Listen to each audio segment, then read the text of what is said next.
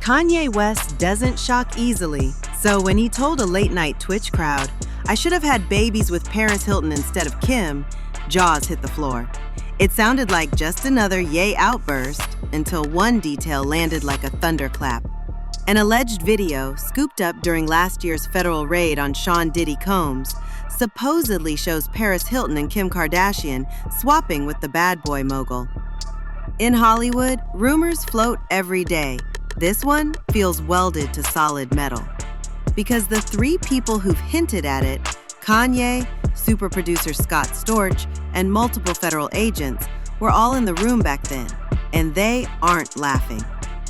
But before we untangle a potential scandal that could sink billion-dollar brands, let's rewind to the moment the world mistook Kim for a closet organizer and Paris for a harmless heiress. That's where the story stops looking like TMZ gossip and starts feeling like a thriller written by the town itself. Picture Miami, 2004. Scott Storch owns a palatial compound on Indian Creek Island, the kind of address FedEx couriers brag about. Paris Hilton breezes in to work on music. In translation, endless parties fueled by champagne and paparazzi flash. Storch is hooked. The studio rat finally tastes life outside fluorescent lights. And tagging along, Paris's personal closet organizer, a 20-something Kim Kardashian who quietly crashes in Storch's guest room.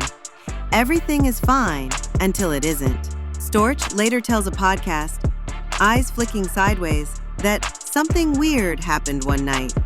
No details, just a tiptoe-around confession that his guest woke up in the master suite. The next morning, the house staff whispered, Paris stormed out, and Kim's days of folding designer jeans were officially over. That silent bedroom migration said more than any tabloid headline. Kim understood proximity equals leverage. If you can't buy the power seat, sleep in it, then dare anyone to push you out. But Kim wasn't the only one memorizing the rule book. For Storch, dating Paris is like sticking a live wire into a swimming pool. One minute, he's a reclusive hitmaker. The next, he's rolling up on Washington Avenue in a Bugatti while TMZ wrestles barricades for a photo. Paris introduces him to red-roped VIP rooms, private jets to Ibiza, and after-hours mansions where fortunes dissolve into silver trays of nose candy. Storch owns the cars, the studios, the yacht slips, but Paris owns the spotlight, and that currency is priceless. Kim watches the exchange like a grad student auditing a masterclass. The takeaway is brutal and simple. Talent may write checks, but spectacle cashes them. She starts rehearsing her own entrance, and when Paris and Scott crash mid-flameout, Kim steps into the vacuum, exactly the way a seasoned agent swaps clients mid-deal, seamlessly. She commiserates with Storch, inherits contact lists, and network hops across mansions faster than LexisNexis can update mailing addresses. Her reward? Invitations to Diddy's legendary Hamptons White parties. Events so exclusive, cell phones get sealed in opaque stickers at the door. The same parties now named in multiple lawsuits for alleged trafficking, hidden cameras, and hush money payouts. At the time, they just looked like harmless all-night glitter bombs. With hindsight, they read like crime scenes waiting for subpoenas. And the cameras weren't just for fashion shoots. Fast forward to July 2024. Federal agents swarm Diddy's Los Angeles and Miami properties, seizing electronics in an investigation that's still sealed. Insiders whisper about folders labeled freak-offs, external drives stuffed with footage no one thought would see the light of a courtroom. Anonymous law enforcement leaks say at least one video shows Paris Hilton and Kim Kardashian in compromising rotation with the party king himself. Cue Kanye West, ex-husband, part-time prophet, full-time chaos magnet, who jumps on Twitch months later and practically confirms the worst. In a 2-hour venting session, he claims he's been buying back tapes to shield his kids and regrets locking bloodlines with a woman tied to that world.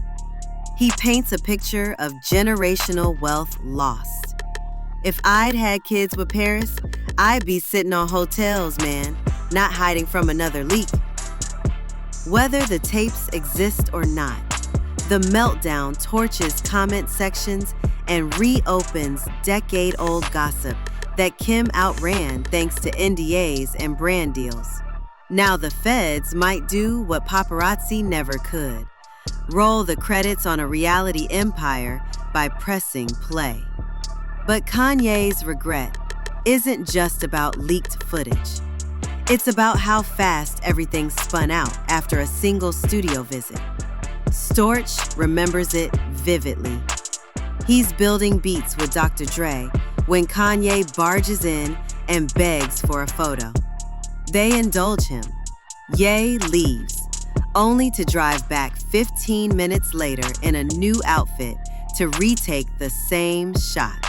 Dre and Storch exchange a side eye. Did a billionaire just wardrobe change for an Instagram post?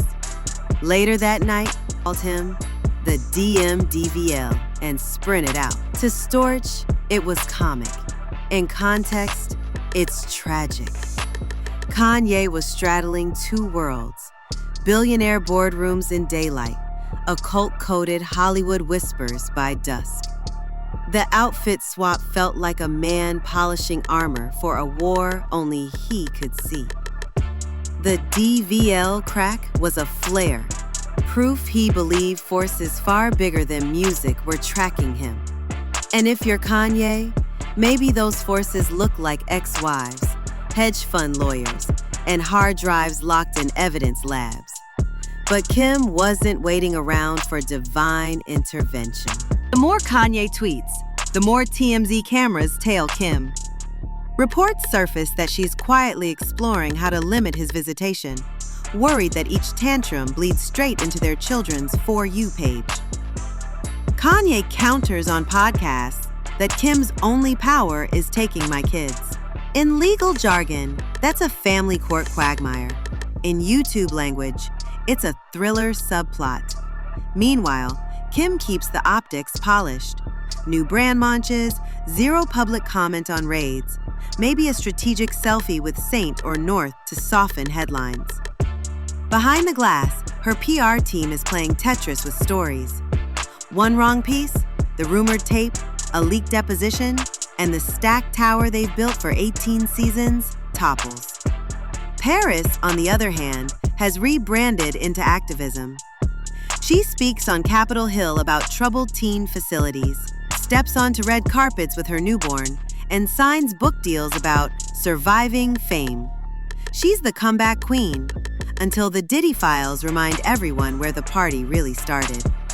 And waiting in the wings is a billionaire producer looking at old footage through new eyes.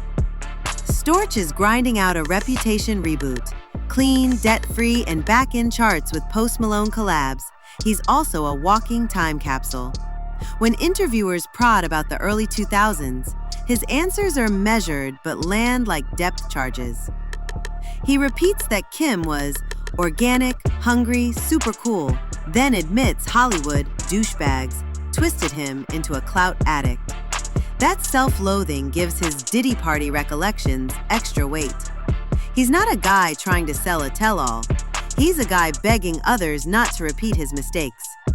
Every time a host nudges him for specifics, what weird thing happened when Kim left the guest room? Storch dodges. But the silence is its own confession. Something happened, and it's uglier than a party anecdote. What if that something is on a hard drive now locked inside an evidence vault? And what if Kanye knows it? Because regret grows louder when the lights cut out. But let's freeze frame the contrast. Paris Hilton marries a venture capitalist, sells cookware, and preaches about safer social media. Kim Kardashian partners with Dolby on skincare ads and sponsors a legal ed scholarship. But every new lawsuit against Diddy yanks yesterday's skeletons out of Paris's closet and stuffs them into Kim's designer hallway. Kanye's rant about Hilton hotels is half delusional. Baron Hilton sold the chain in 2007. yet perfectly on brand. It's a metaphor for what he thinks he lost. Generational stability, old money insulation from scandals. Instead, he's knee-deep in them, and the viewers? They're stuck in the splash zone, scrolling TikTok stitches of court docs, podcast clips, and unsourced leaks that could be fantasy or tomorrow's sworn testimony. Which leads us here, the cliff where rumor ends and evidence begins. Hollywood loves an illusion, but cameras never lie forever. If the Federal Archive ever hits public docket, a single file could redraw pop culture power maps. Reality TV empires, beauty conglomerates, and legacy hotel chains suddenly fray at the edges. Kanye's Twitch rant that once sounded like bitter poetry might read like a witness statement. Scott Storch's awkward pauses could morph into citations. And Paris's activist pivot may have to outrun questions tougher than any tabloid headline she's dodged. So as this saga hangs on an unplayed tape and an open FBI case, here's the real kicker. In a town obsessed with controlling the narrative, the most explosive story might be sitting in a sterile evidence locker, immune to spin. And when, if, that play button gets pressed, the only question left will be who's really writing the credits. Until then, keep your eyes on the red carpets and your bookmarks on the court calendars, because Hollywood's best-kept secrets have a nasty habit of turning into everyone's midnight binge. Your move, Tinseltown.